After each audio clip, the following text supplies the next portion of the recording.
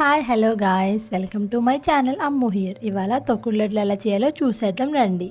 స్ట్రైనర్తో కానీ జల్లెడతో కానీ ముందుగా శనగపిండిని జల్లించేసుకోవాలి.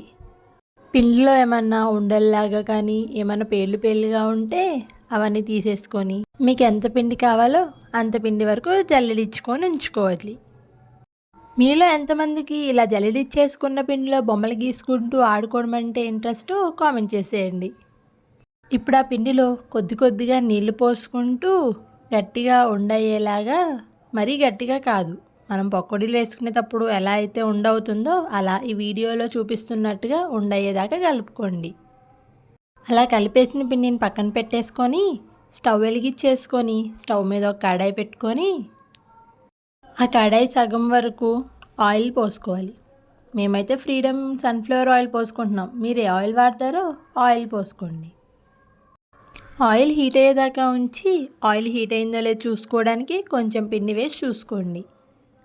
అలా ఆయిల్ అంతా హీట్ అయిపోగానే మనం పకోడీలు ఎలా వేసుకుంటామో అలా పిండి మొత్తం పకోడీలా వేసేసుకోవాలి. లైట్గా ఎల్లో కలర్ వచ్చేదాకా వేయించుకొని ఎల్లో కలర్ వచ్చాక తీసేసుకోవాలి. అలా మనం తీసుకున్న పిండి ఎన్నిసార్లు వేయాల్సి వస్తే అన్నిసార్లు వేసుకొని తీసుకోండి. అలా తీసేసిన వాటిని ఇప్పుడు మనం చిన్నగా విరిపేసుకోవాలి. కొంచెం చల్లబడ్డాకైనా విరిపేసుకోండి, పర్లేదు. ఆ విరిపేసుకున్న ముక్కలన్నీ మిక్సీలో వేసుకొని మెత్తగా పొడి అయిపోయేదాకా గ్రైండ్ చేసుకోవాలి. ఓం భీం బుష్.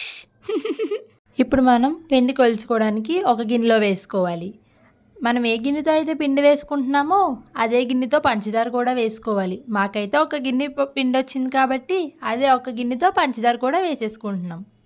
ఇప్పుడు ఒక గిన్నె పంచదారకి 3/4 కప్పు నీళ్లు పోసి స్టవ్ మీద పెట్టి పంచదార అంతా కరిగేదాకా తిప్పుకోవాలి. ఆ క్లిప్ నేను మిస్ చేశానే, ఏమనుకోకండి. పంచదార అంతా కరిగిపోయాక పాకం ఎలా చూసుకోవాలో వీడియోలో ఉన్నట్టు చూసేసుకోండి. పాకాన్ని కొంచెం నీళ్ళల్లో వేసుకొని మన చేతులతో ఉండవుతుందో లేదో చూసుకుంటే సరిపోతుంది. పాకమంతా రెడీ అయిపోగానే ఆ పిండిలో పాకం మొత్తం పోసేసుకొని త్వరగా గట్టితో తిప్పేసుకోవాలి, లేకపోతే ఉండలు కట్టేస్తుంది. ఒక గుండ్రంగా ఉన్న గిన్నెని తీసుకొని వెనకమాల నెయ్యి రాసుకోండి. ఇప్పుడు అసలైన ప్రాసెస్ స్టార్ట్ అవుతుంది. ఆ గిన్నెతో అదంతా ఎక్కడ ఉండలు కూడా లేకుండా మొత్తం కరిగిపోయేలాగా తిప్పుతూనే ఉండాలి. అలా మధ్యలో తిప్పుతూ ఉండగానే యాలక్కాయల పొడి మరియు కొంచెం పంచదార కలిపి మిక్సీ పట్టుకున్న పౌడర్ని కూడా అందులో వేసేసుకోవాలి. ఇదంతా ఒక్కరి వల్ల అయ్యే పని అయితే కాదు. కాసేపు మా అమ్మ, కాసేపు నేను అలా దాంతో కుస్తీ పడి అలసిపోయాం. కాసేపు తిప్పాక మధ్యలో నెయ్యి వేసుకుంటూ కూడా తిప్పుకోవాలి.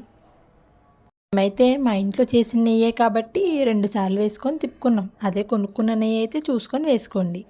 ఇలా ఈ వీడియోలో చూపిస్తున్న కన్సిస్టెన్సీ వచ్చే వరకు తిప్పుతూనే ఉండాలి. దగ్గర ఒక అరగంట పైన టైం అయితే పట్టేస్తుంది. చాలా ఓపికగా చేయాలి. ఆ తర్వాత చేత్తో కొంచెంగా పిండిని తీసుకొని ఉండలు చేసుకోవాలి. చేసుకున్న ఉండలు మంచి షేప్లో రావాలంటే సర్కిల్లో ఉండే ఒక గిన్నెని తీసుకొని ఆ ఉండని ఆ గిన్నెలో వేసుకొని లైట్గా అటు ఇటు తిప్పేస్తే మంచి సర్కిల్ షేప్లో వస్తుంది. అలా చేసిన ఉండ పైన నెయ్యిలో ఎంచుకున్న ఒక జీడిపప్పు పెట్టేసుకోండి. లడ్డు రెడీ అయిపోయింది. మీరు ఎవరన్నా నా రెసిపీ చూసి ఫాలో అయితే మాత్రం ఎలా వచ్చాయో నాకు కామెంట్ చేయండి. లాస్ట్ వీడియోలో చెర్రీస్ టేస్ట్ చేసి చెప్పడం మర్చిపోయా. ఇప్పుడు ఈ లడ్డూనైతే టేస్ట్ చేసేద్దాం. చూడ్డానికైతే చాలా బాగున్నాయి, తింటే కూడా టేస్ట్ చాలా బాగున్నాయి.